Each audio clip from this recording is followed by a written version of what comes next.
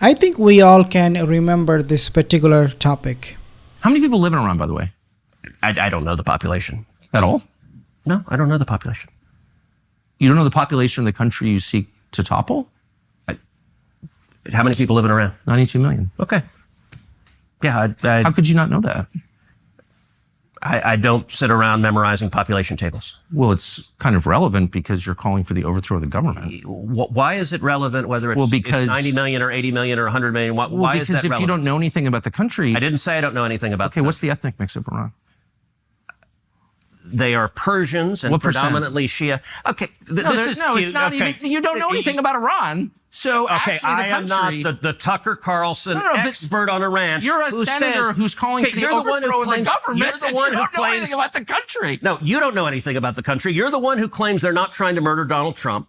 You're the I'm one not saying that. who can't figure out if it was a good idea to kill General Soleimani, and you said it was bad. You don't believe they're trying to murder Trump. Yes, I do. Because you're not calling for military strikes against them in retaliation. And if you really believe that... We're carrying out military strikes today. You said Israel was. Right, with our help.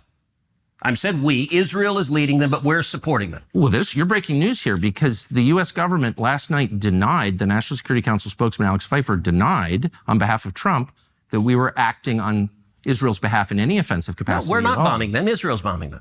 You just said we were. We are supporting Israel. Israel. High stakes. You're a senator. If you're saying the United States government is at war with Iran right now, people are listening. Okay. Yeah, of course, he wanted to bomb Iran from day one on behalf of Israel. That's pretty much what the plan was.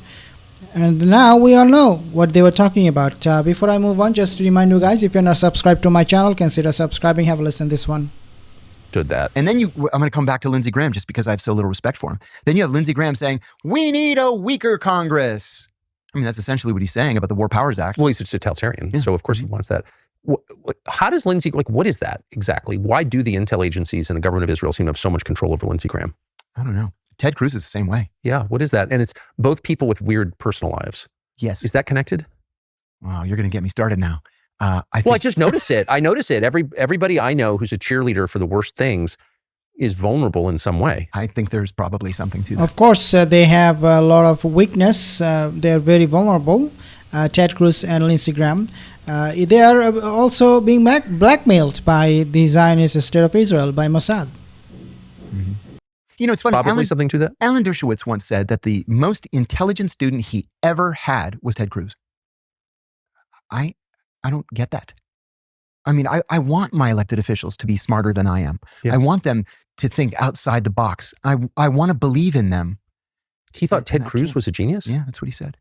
I can say as someone who knows Ted really, really well, that's not a word that's ever come to mind. Glib, but you know, glibness is not IQ. Yeah. He's not a wise man at all. Not a well-informed man at all. That's what I mean. There are no Birch Buys or Alan Dershowitz is a Zionist lawyer who protected or defended Netanyahu from his war crimes. So him telling or saying that Ted Cruz was a smart guy, very intelligent, very clever, is nothing shocking because he himself is a moron.